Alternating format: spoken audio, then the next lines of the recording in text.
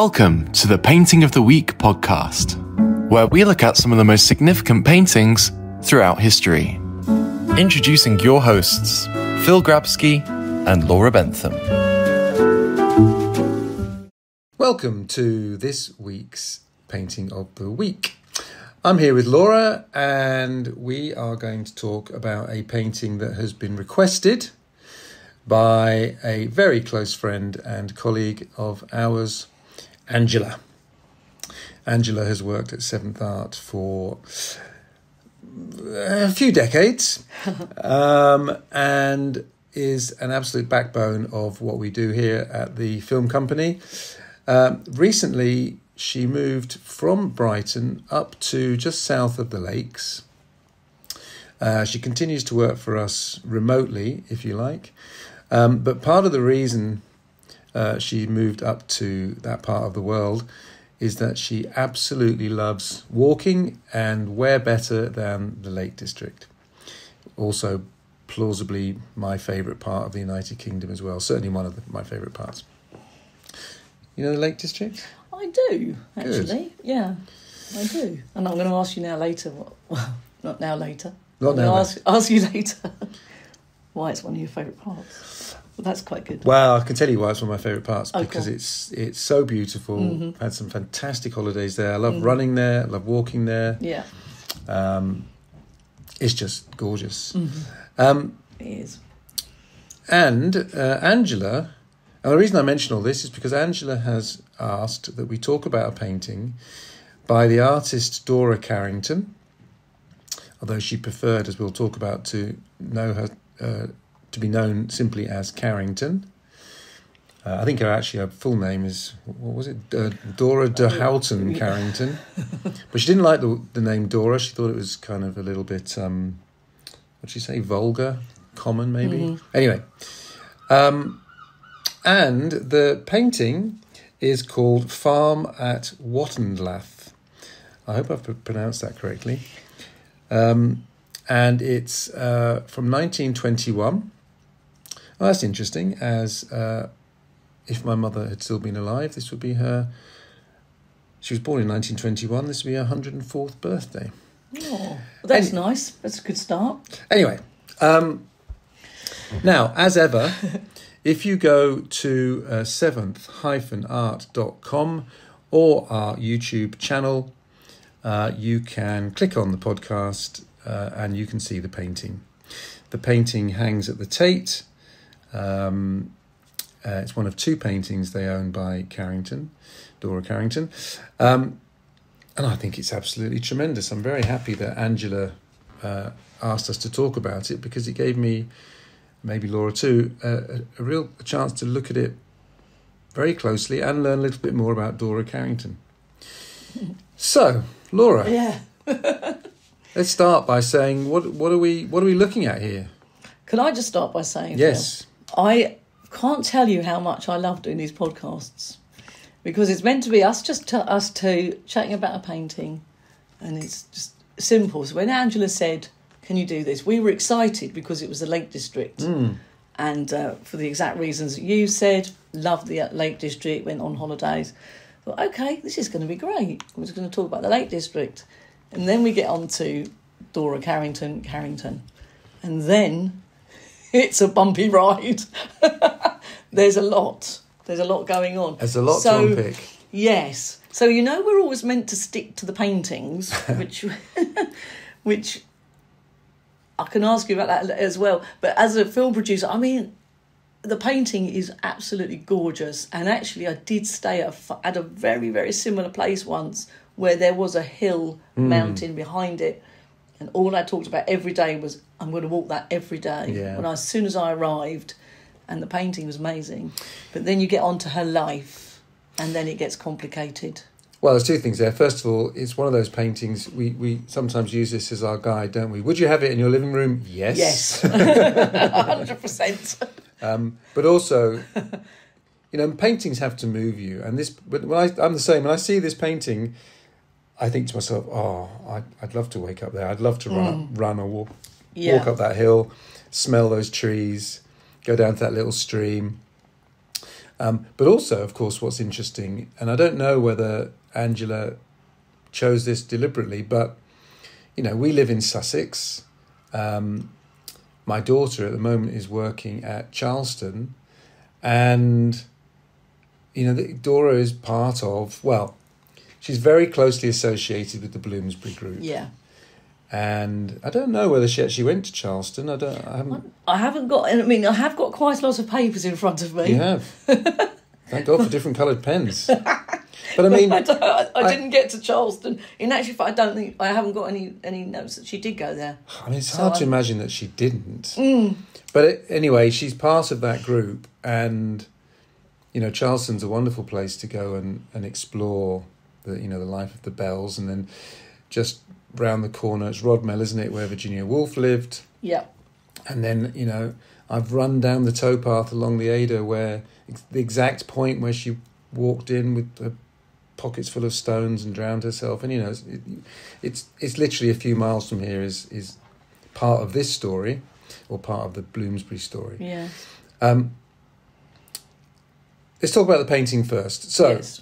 Clearly, what we're looking at is a farmhouse, relatively isolated, it would appear, in the Lake District. Beautiful, probably somewhat exaggerated hills behind, those extraordinary stone walls which crisscross the lakes and which are just, quite something to look at. And bear in mind that when they were first made, they had to clear the enclosed field from rocks and stones, and they're amazing works of art in themselves.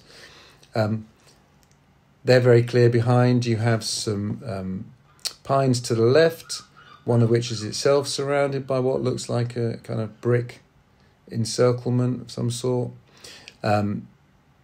Sheets hanging out to dry, so this is an active house, and that would give me the sense it's quite a busy house, because there's 11 sheets I can see that have all been washed. Interestingly enough, for a brief period we had a house in France, and next to the big fireplace was this kind of was a kind of space, and I was never quite sure what it was like. How to describe it? Basically, I thought it would be somewhere that they would keep water, but somebody told me actually it's somewhere where they kept the soot from the fire, because they used the soot to clean the sheets. Really? Anyway, yeah. Wow. I know. It's slightly counterintuitive. Yeah. Anyway, and then you have very nicely painted trees on the right, kind of framing the house, the stables or the barn in the front, and the house itself beautifully rendered behind. Stream at the bottom, so there's your eyes constantly kind of going round and round, and then you have two characters. And it's interesting, we've dealt with this before, where somehow a painting just needs one or two characters in it. Yeah. When we talked about Van Gogh, it's amazing how often he would just put in a couple of characters just to give it a human dimension.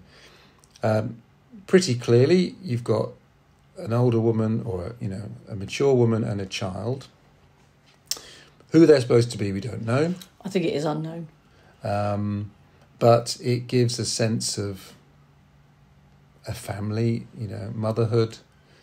Dora Carrington didn't have any. She married, but she didn't have any children. No. And there's quite a lot in her biography about her sexuality and how long it took her to lose her virginity and all this kind of malarkey. But whether this is a reflection on a life that she hasn't led, or I don't know. There is that. There is talk of that. I mean, it could just be family friends. The hills are sort of feminine, and that is a sign of her womanhood. But actually, I love the greens. That it is all. There's so much green. Yeah. But after now looking at her story, and when she came to the farm, I feel that it is meant to suggest that it was one of her happiest times. So, okay, so explain to me the farm. Is this where she lives? Is this a holiday home? Or what? Okay, you need to go back a little bit. Okay, biography time. As best I can. Yeah. Because I'm really not But I'm going to go as brief as I can because I think we would be here for a long, long time. Right. In actual fact, there is a film of her life, which is 2 hours long. So 1995. Yeah. With Emma Thompson and Jonathan Pryce. Mm-hmm. So just called Carrington. Mm-hmm. Yeah. So if people wanted to go into that, for sure. But anyway, the main thing about her is that she did fall in love with a man called Linton Strachey, and he was a gay man. And I think that's sort of like get that together. And she was happy that she was as happy as she could be. Well, let's go back a little bit. Go back a little bit. Go back further. So, what is the path of her becoming an artist? Oh, she did go to Slade. She went to Slade, Yeah. which is an art school in London. Still going. Yeah. Yeah. Oh yeah, goodness. Yeah. Okay. And her final shows are amazing. Yeah. Yeah, so definitely. I think she had an unhappy childhood, and her mother did in the end, because she was quite conservative. Her mother was quite sort of let her go there, and that was where she found herself. Chopped all her hair off, and just fell into. Chopped, so she went bald. No, just a kind of just crop top. It was like a crop. Yeah. Cropped hair. Yeah. And then just fell into the school. And All right. What kind of dates are we talking about? 1910. She's at Slade. And she's born in what, 1893? All right, so she's 17 there. Yeah. Okay. And there was a man there, Mark Gertler. I believe he ended up being quite a famous artist, I think, who was obsessed with her. Right. But she just wasn't as keen on him as he was on her. Okay. And that was it. That was the sort of the start of it all. And then there are just progressions. She went in I think, bear with me, everybody. I'm trying to keep up with it all. She met at Linton Strachey at a party in 1915, which at the house of Virginia and Leonard Woolf. Oh, okay. And that's where the Bloomsbury Association is. Asham House. Yeah. Okay, yeah. In East Sussex. And became obsessed with him. All right, so she's 22. She meets him. Yeah. And he... And so he's a writer and critic, isn't he? Yes. Okay. And then he says to her, he's gay. She's happy to accept. There's not going to be any physical relationship with him, but she wants to be with him. So because the Bloomsbury Group was a meeting group of ideas. Yeah. Which is, great. Maybe there should be more of those today. Yeah. And called, for those who don't know, around the area around the British Museum in London is called Bloomsbury. Yeah. And this is where they lived. And in fact, the reason they end up in Sussex is because of the war. And even in the First World War, there was a danger of aerial bombardment. So they moved to Sussex. I don't know if they all were, but the majority of them were conscientious objectors as well. Mm-hmm. So they tried to keep out of the way. And I think some, when they came to Sussex, were given farm work, weren't they? And yeah. I seem to remember that from a previous podcast we did at Charleston. We did, and that was lovely, which is quite nice. It's all linked together. But you were saying, actually, in Charleston House, I didn't realise this, that the Bloomsbury people, that's what they did. They painted everything. They thought, it's a nice, I like it really. It's the sense that everything should be decorated. Yeah. So you go to Charleston today and it's absolutely well worth a visit. And, the banisters and the doorways and the door frames and the walls and everything's painted and decorated. And they spent a lot of time... they didn't go to IKEA and other shops are available to you, of course. But they didn't go and just buy a table and chairs. They thought about it and they thought, well, what kind of table should we have and what kind of chairs should we have? And it's lovely when people, like every single item in their house, the kind of people really think about and decorate. In the film you see when Dora Carrington decorates the first house, I think, that she and Strachey are living in,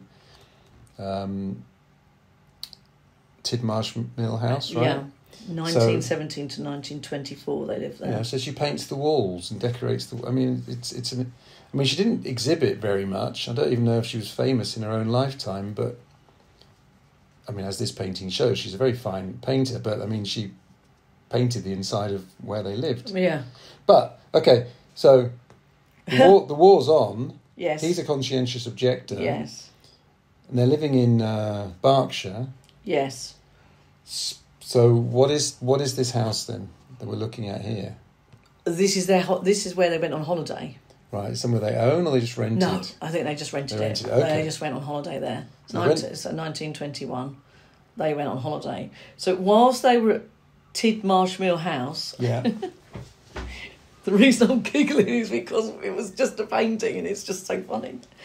A friend came, Ralph Partridge, who liked to be known as Rafe. He came to their home, and so he was originally just a friend of Lytton Strachey.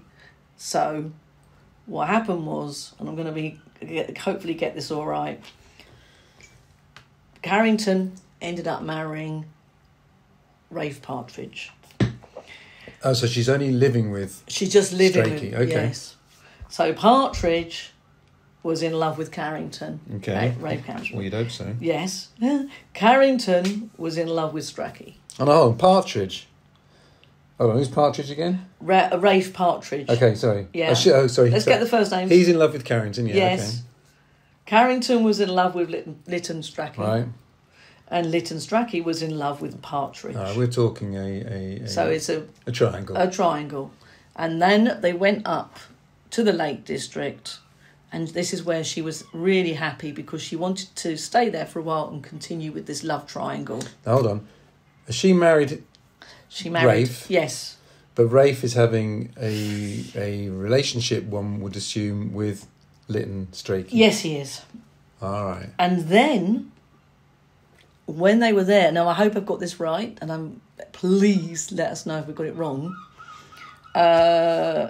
One of his friends, Rafe's friends, Gerald Brennan, came to visit at the farm, and they became lovers.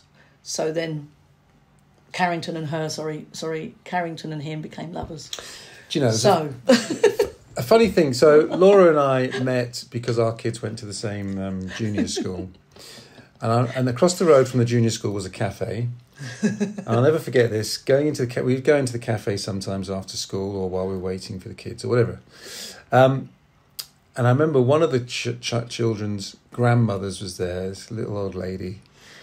And she was listening to us chat, and she suddenly piped up and she said, "You're all so straight. None of you are sleeping with each other. None of you are having affairs. In my day, we were up doing this, doing that." And she was just a little old lady. You thought, well, she's right. I mean, crumbs. There was a lot going on. I mean, which is why I love so much doing this, because Angela's requested this.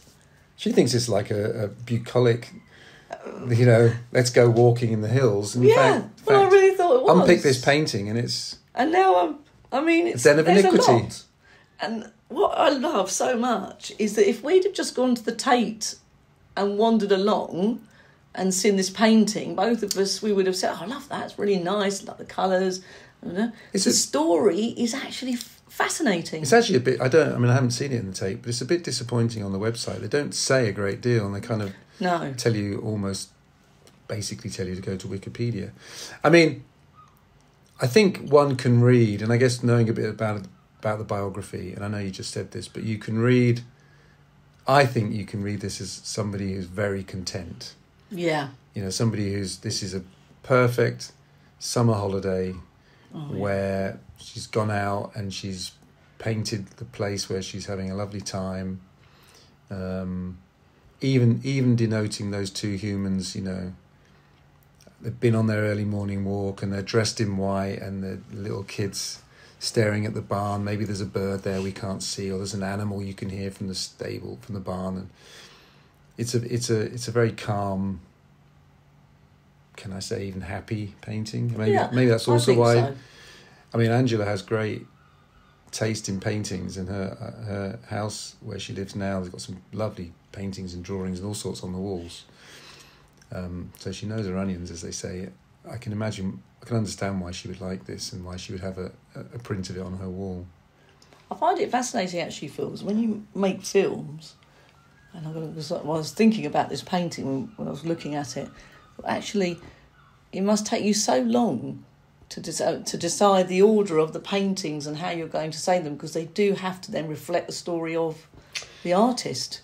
Because you couldn't put this painting at the beginning, you'd have to fit it in exactly to the story of her life. I mean, it depends, doesn't it? I mean, that film that we referenced, the 1995 Carrington, as so many films do and so many documentaries do, basically it focuses on this threesome and Gerald Brennan coming in and okay, but actually, what about her as a painter? What about him as? I mean, if there's a line that he's written in any of his books that's quoted in the film, I can't remember it. No, that's an interesting point. So they just say, you just have this Lytton Strachey, and we're all supposed to assume that he's highly intellectual but we don't actually. You learn nothing about him. No. Well, nothing about what he actually wrote and how these books were received. And he's a conscientious objector, so did that mean he could publish or couldn't publish? How were conscientious objectors viewed after the war? I would imagine that there was a long time before they were forgiven.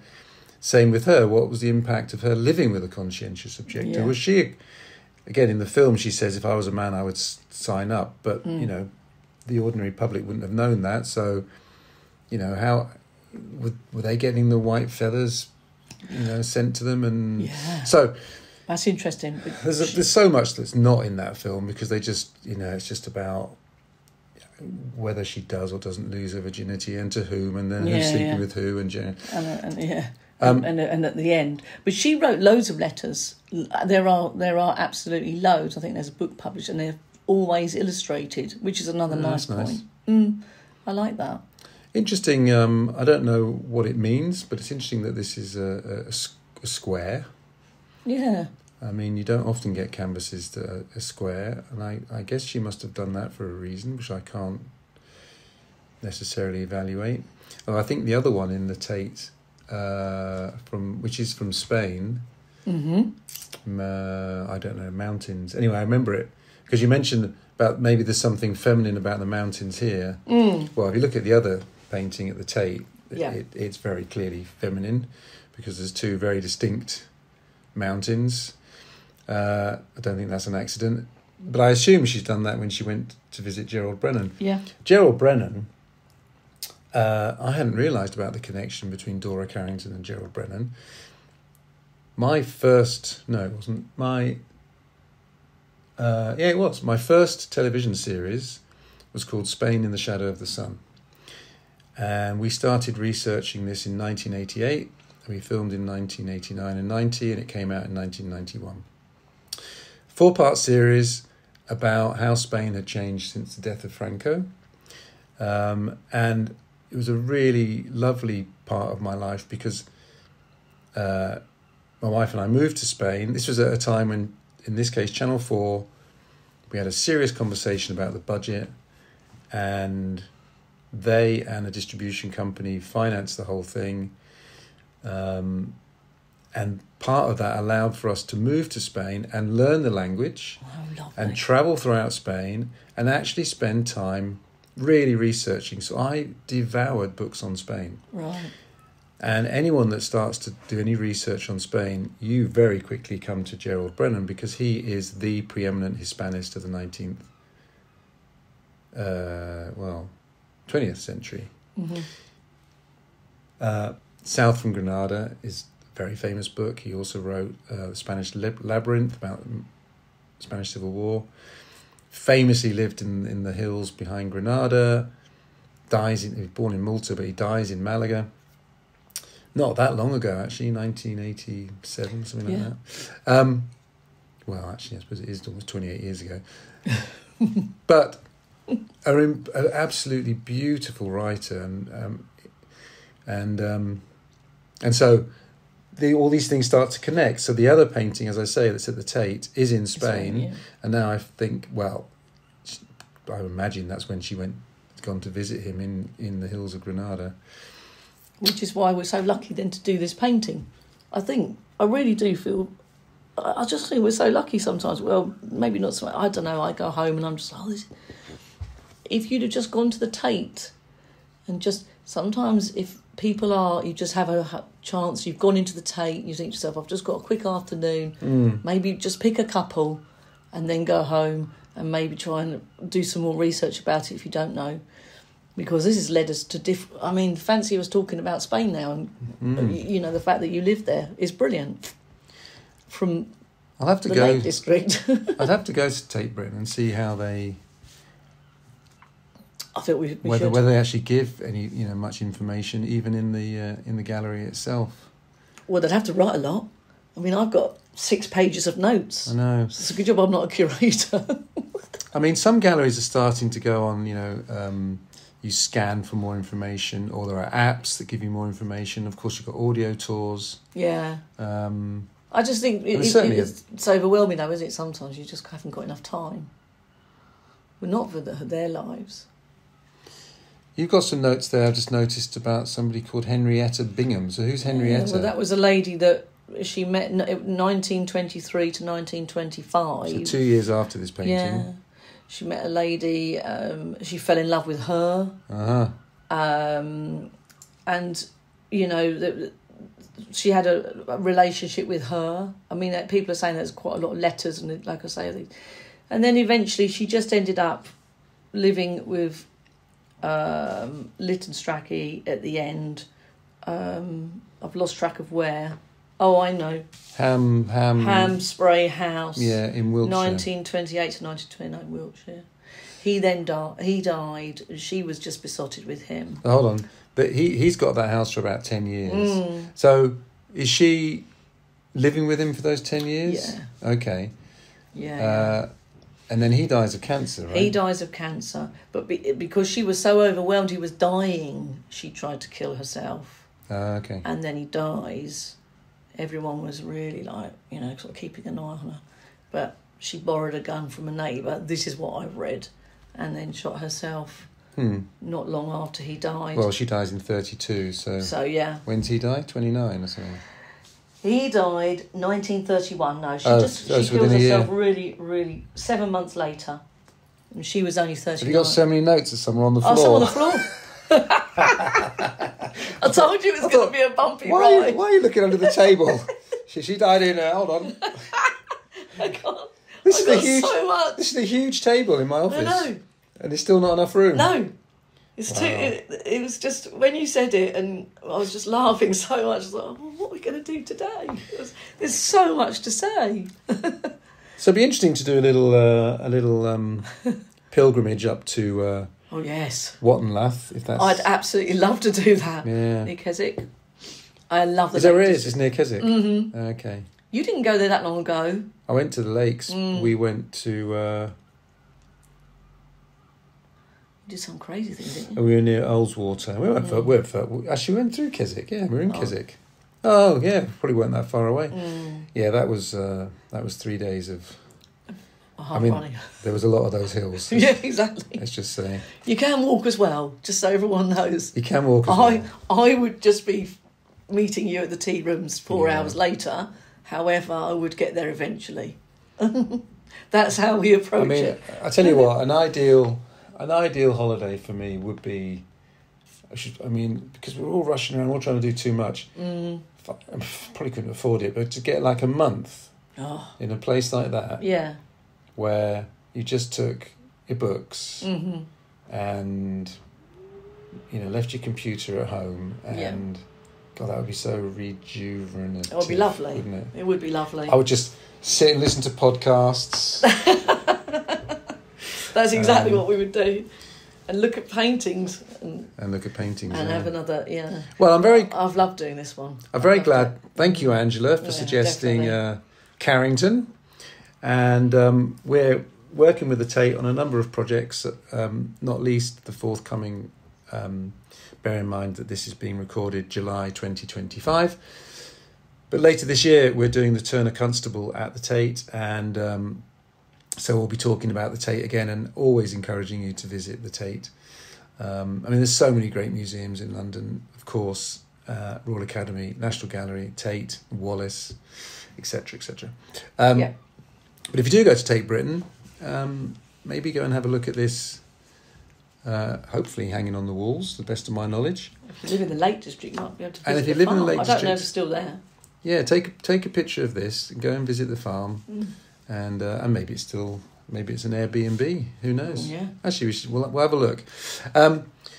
Do visit 7th-art.com's shop. There's plenty there to have a look at. What would make sense in this kind of context? Well, I mean, John Singer Sargent is kind of on the periphery of this, isn't he? He is. An earlier film. Tutor at the Royal Academy. Some of the great Talk artists that we've Vanessa done, like Whistler, and we're doing another big film about Whistler soon. But we've got a great artists on Whistler. Anyway, there's loads of stuff for you guys to watch. Please, if you enjoy the podcast, do recommend it to at least one or two of your friends. That would be lovely. Do sign up to the newsletter at 7th-art.com. We'll keep you informed of any new releases, new films, new downloads, question and answer sessions, behind the scenes footage, whatever it might be. And having listened to this, for those of you who are not already out on a walk, I thoroughly recommend a nice walk in the countryside. Yeah. Thank you very much. Thank you for listening to the Painting of the Week podcast.